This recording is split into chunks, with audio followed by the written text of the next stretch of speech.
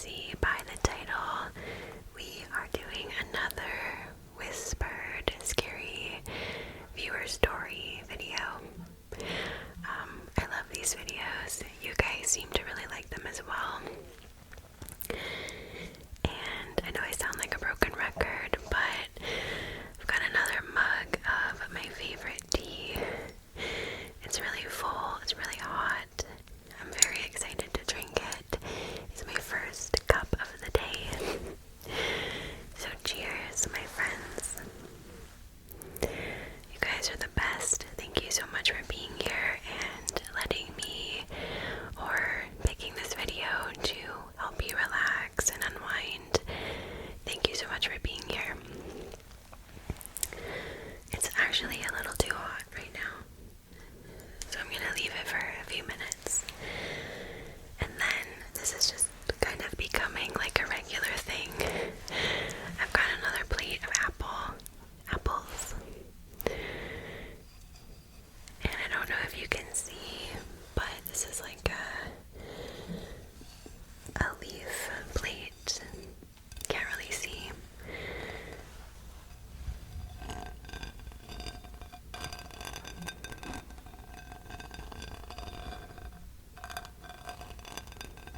It's really textured.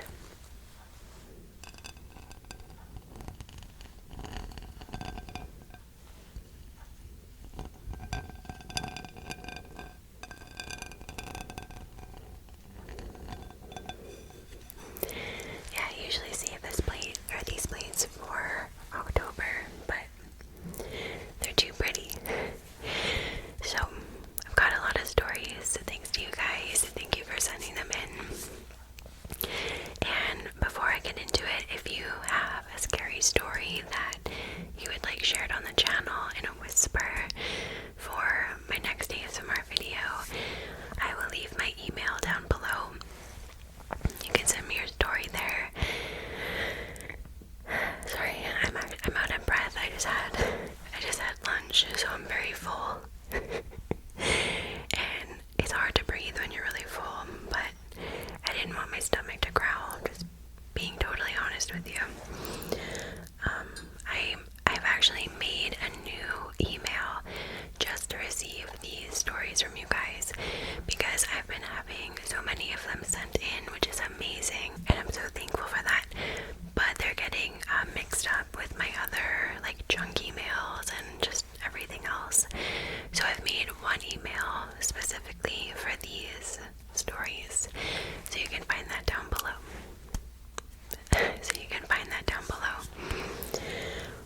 But yeah, let's get into the stories.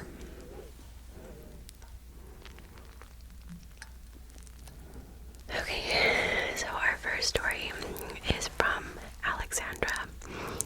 Alexandra, thank you so much for sending this in. They say, "Hi Leah." Hi. Oops, I just opened a different app. There we go. It never gets old. I wish I could just start my video off with a bang, but I'm not gonna fight it. This is just how it goes. Hi Leah.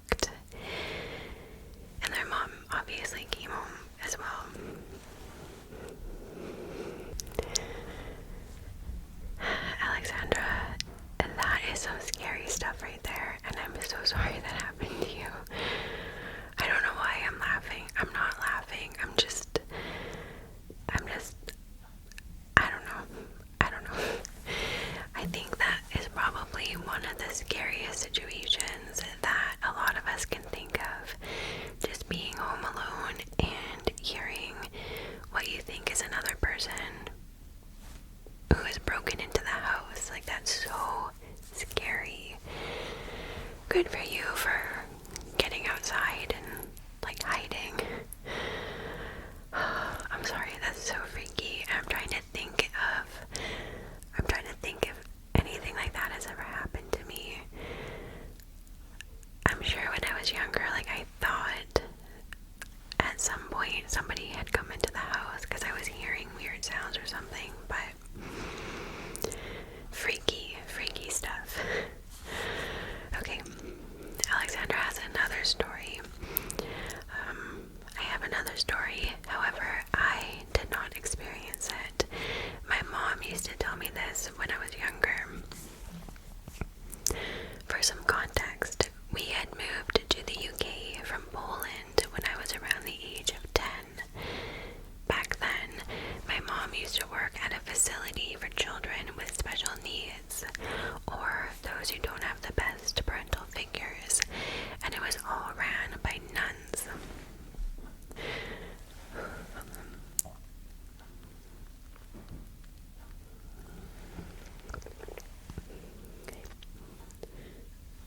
Unfortunately, I don't remember the exact names of the nuns mentioned. For your sake and the stories, I will just give them temporary code names. There was a sister, let's call her Nun D, who had become sick and sadly passed away. Both she and another sister, who we'll call Nun A, from the facility were really close.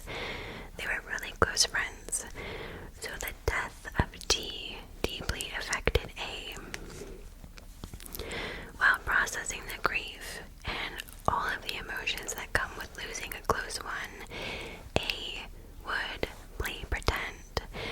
And what I mean by that is whenever completing chores, Sister A would call out to D. For example, D, could you come help me with this?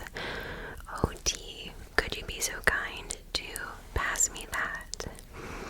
And this went on for ages, up until those around her, the staff members, other sisters, and even kids in the facility would point out and actually see Sister D on multiple occasions.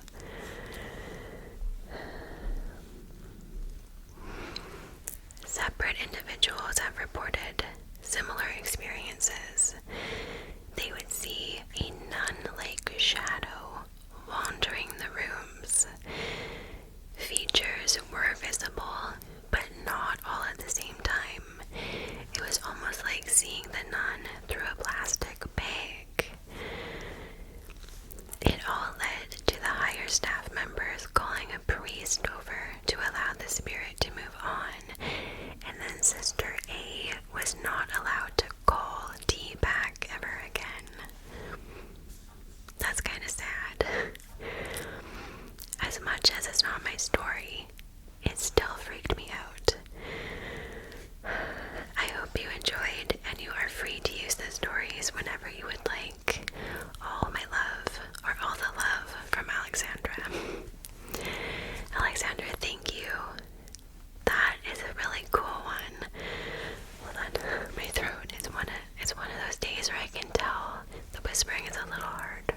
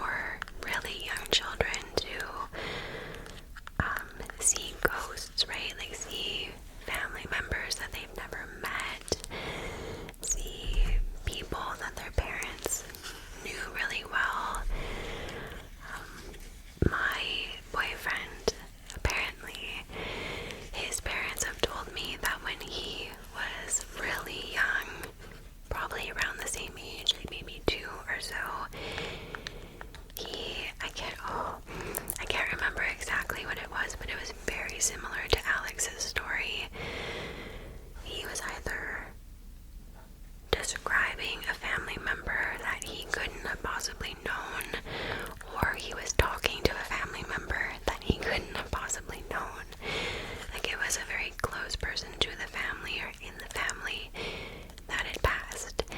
And Eric was talking to him, knew his name, I think, and was able to describe him.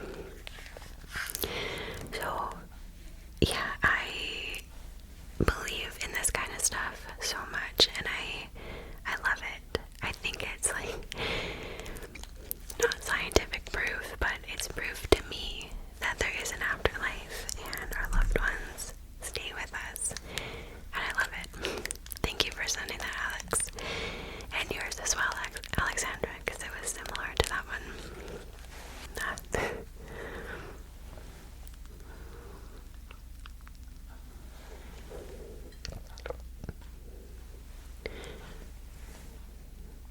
Does anyone else have a snack? And if so, what are you snacking on?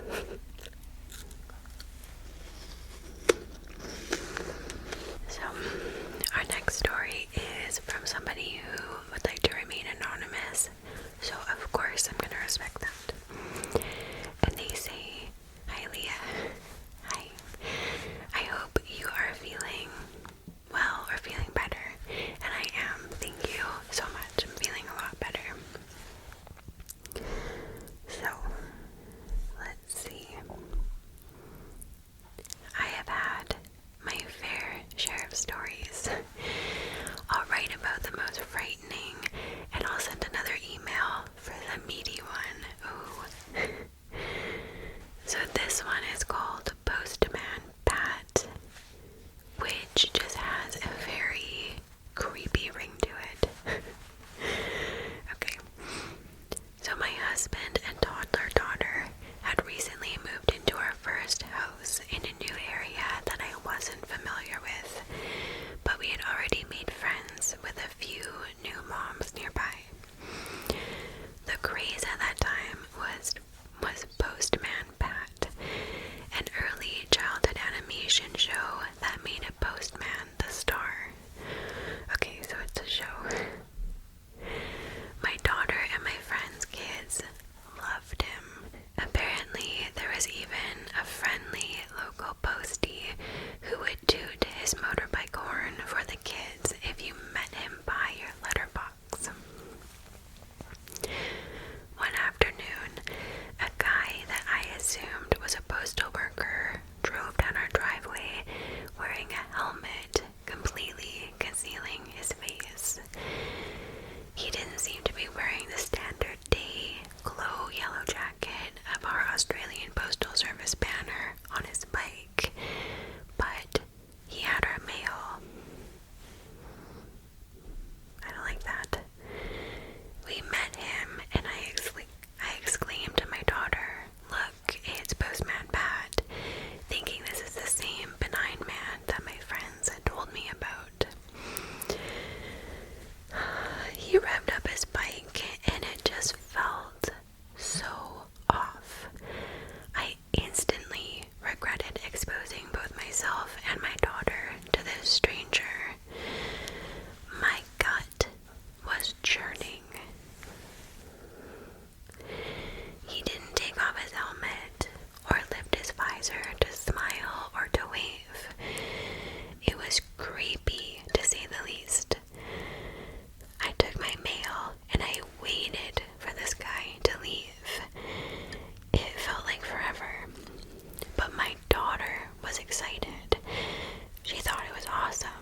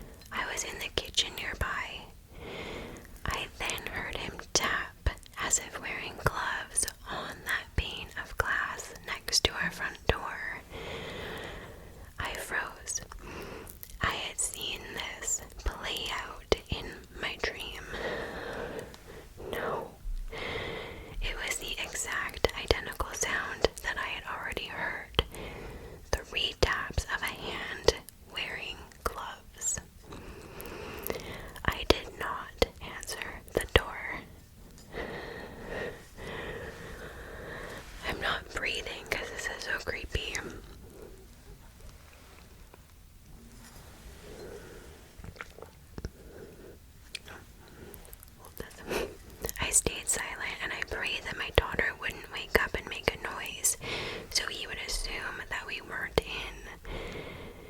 In the following days, I'd caught this guy riding past our house. He saw me spotting him from the backyard, and he'd had his helmet head facing me as driving by, not watching where he was riding. I tried to report him and talk to friends about it. He hadn't been the same friendly, official postal worker that they knew on a friendly basis. No one had ever seen him. If I had opened the door, what would have happened? After making some noise about this guy, I never saw him in our area again. I'll leave it at that for now.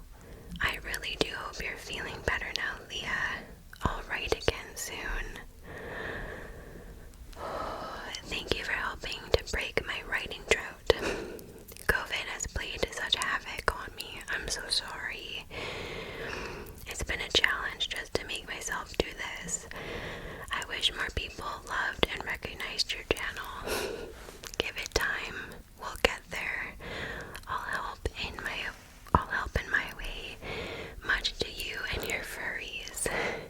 Please keep me anonymous for now, of course. Thank you so much. Oh, I'm so sorry if you have COVID right now, or if you're getting over it. I'm so sorry. It's awful, and I really hope you feel better soon. Oh, thank you for sending that. This one, I don't have chills from it, but I've got like a gut sinking feeling just simply from how creepy that story is.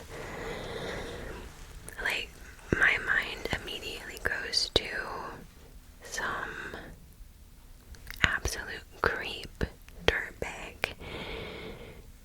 I don't know, heard about the friendly guy that you knew about who was doing the horn honking thing. I don't know. And he tried to get in on that for some really creepy reason. I don't know. I don't really want to talk about it too much, but good for you for listening to your gut instincts, because they're seriously like nothing more powerful than like a mama bear and her gut instincts to protect her kids. It's incredible how strong those instincts are. And I can imagine how intense mine would be if I had children. But I am the same way with my dogs.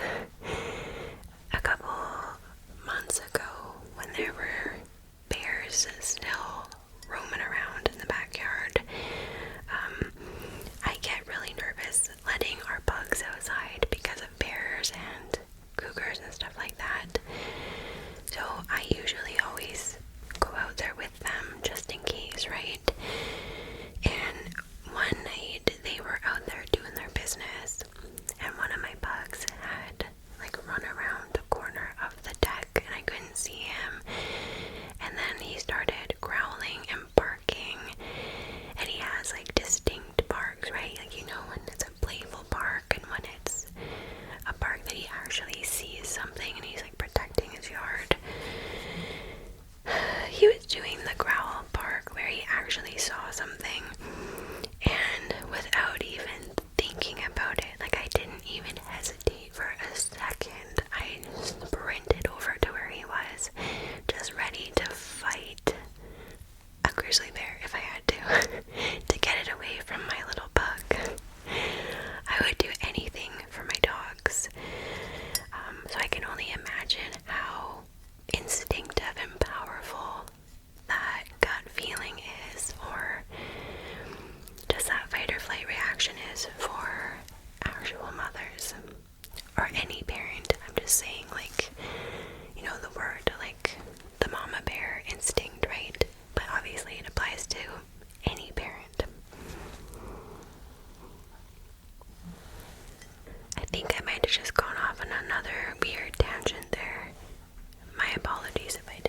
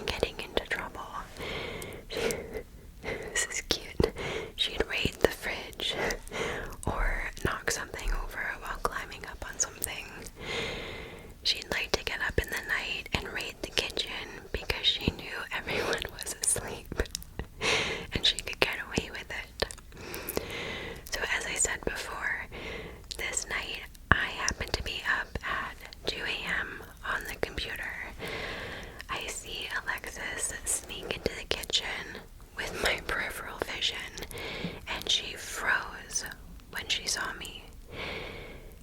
And she just stood there. I didn't look at her or pay her attention. I figured she had seen me. She knows that she's caught. Hopefully, she'll just go back to bed and go to sleep without me having to make a big deal out of it. So, she stands there for about 3 minutes, and I can see her the whole time, but I make a point not to look at her, so she'll just go back to bed. She eventually turns and walks back towards the bedroom. It was dark in the room, but I could still see her turn and leave. Everything was dead silent after that.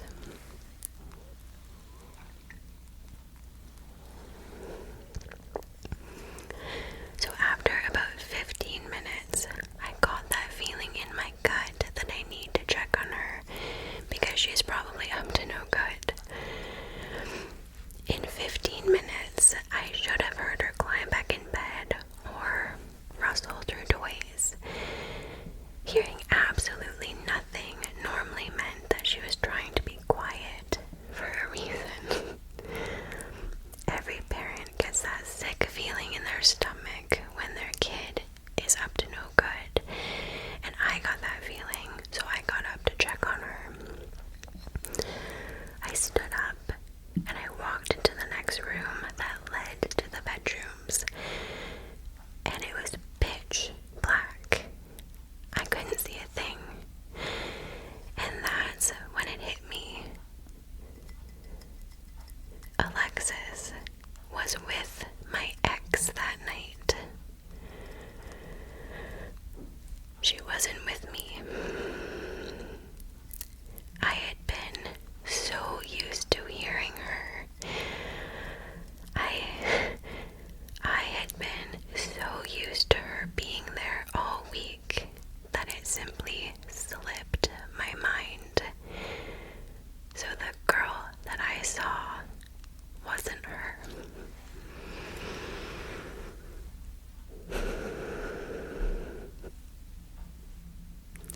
I hope you share this story in a video.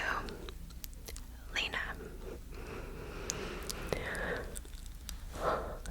Okay, so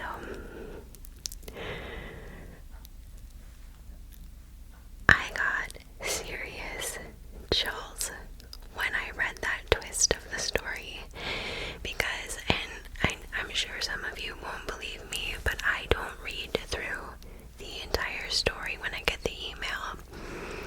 I open the email from you guys. I read maybe the first or second paragraph just to make sure it's not like a weird email, because I want to be genuinely scared or surprised or shocked when I read it on camera. And I promise I did not know that was coming. That is some creepy stuff right there, Lena. What the hell? Like, you should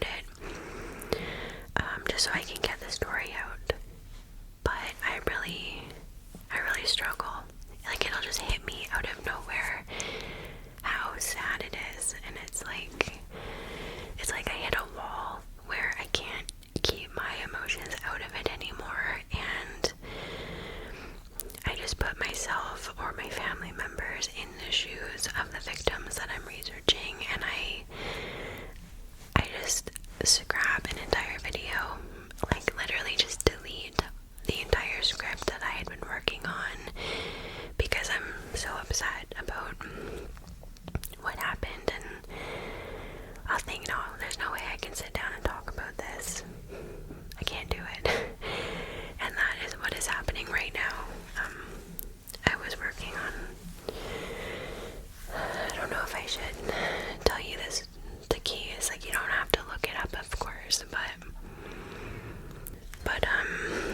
it's a pretty popular case that a lot of people have covered, and I had the entire thing researched, ready to film, and then I just got really emotional. I don't know how to explain it. No, that's okay. I'm not gonna get into it. It's just